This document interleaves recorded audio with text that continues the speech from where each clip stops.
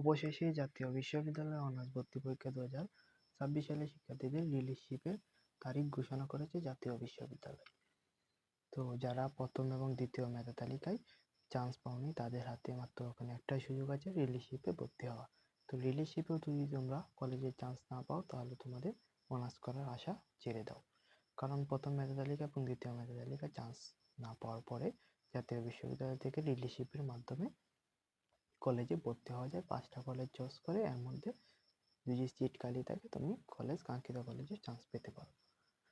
তো এখন তোমাদের সকলের একটি প্রশ্ন যে রিলিজশিপের আবেদন কবে দেবে। তো আজকে ভিডিওটির মাধ্যমে তোমাদের জানাবো রিলিজশিপের আবেদন কবে থেকে শুরু হবে।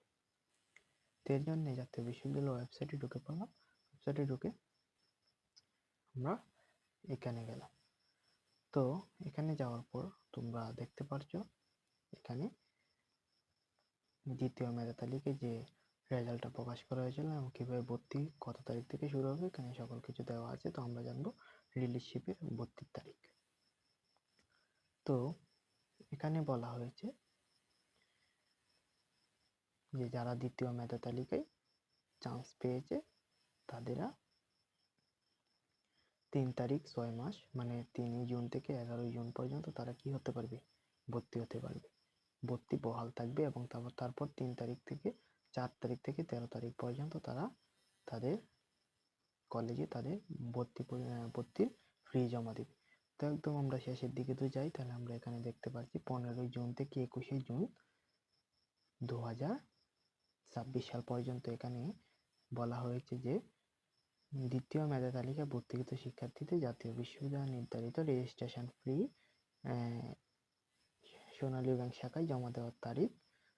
তো আমরা এখানে এই তারিখটার মাধ্যমে আমরা নির্ণয় করতে পারি যে 21 তারিখ 6 মাস 2026 সাল পর্যন্ত দ্বিতীয় মেধা তালিকার সকল কার্যক্রম শেষ হবে।